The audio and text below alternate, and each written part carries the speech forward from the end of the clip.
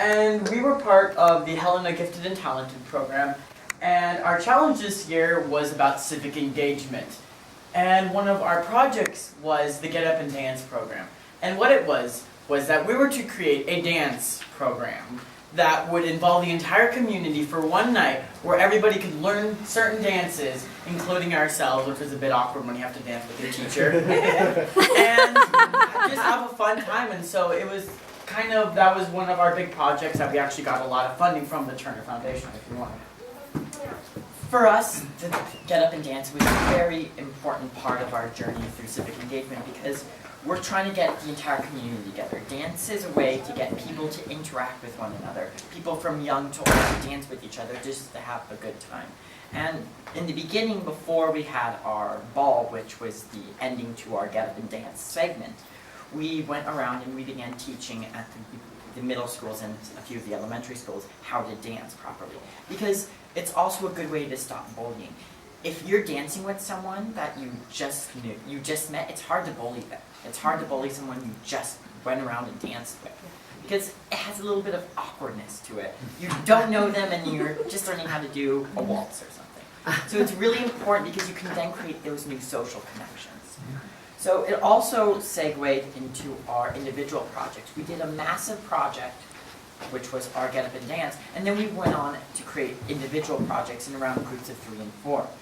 And our projects were to find a problem in our neighborhood, in our area of Helena, and to try finding a solution towards it. And our problem was trying to create new social connections again through people that don't really interact together. And what we did was we chose the Head Start children and the mentally disabled children at Ray Bjork Learning Center, a center for children that have to have a little bit of extra push to be able to get the help that they really need, and using Carroll College students and creating a bit of a connection between the two.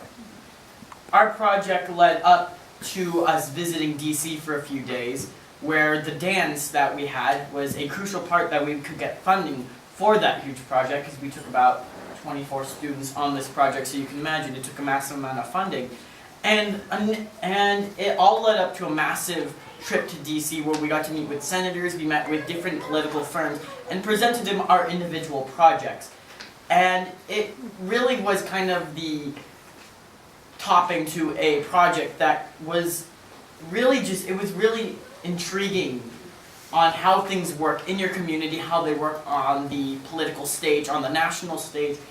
And if it weren't for the money that we had gotten from the Turner Foundation, we would never have actually gotten that kickstart to be able to do this massive project that turned into personally an incredible experience for all the students, including my brother and I, that got to go on this project. So it was one of the biggest things that we've done, and it was really awesome. Yeah. What type of dances did you guys do?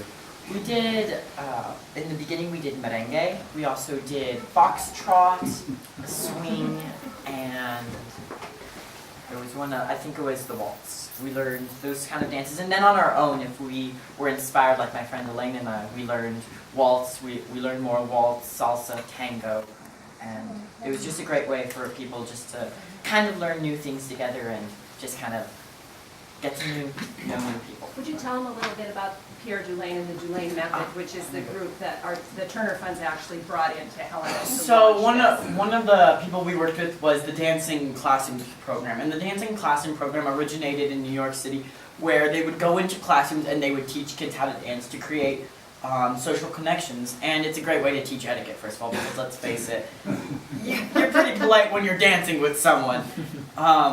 And we got the help from Pierre Dulaine, a worker there, and I forget what his title is, but he came and helped us out with this huge project, and he taught us these dances. He went over to the elementary and middle school, Helena Middle School, and which elementary school? I believe it was Helena Middle School, and he went to Central School. Central School. And it wasn't Pierre Dulaine. It was the Rodney Lopez. Rodney Lopez is the current. Pierre Dulaine started. There we go. Yeah. Pierre Dulaine started it with the hopes of creating new social connections and more of an anti-bullying campaign, because you can't bully someone that you danced with. in a sense. You One can't. of there are two documentaries about this program. One is called Mad Hot Ballroom, and the other one that was just released is called One Night in Jaffa. And they did this in between. Palestine and Yes. Israel. Absolutely.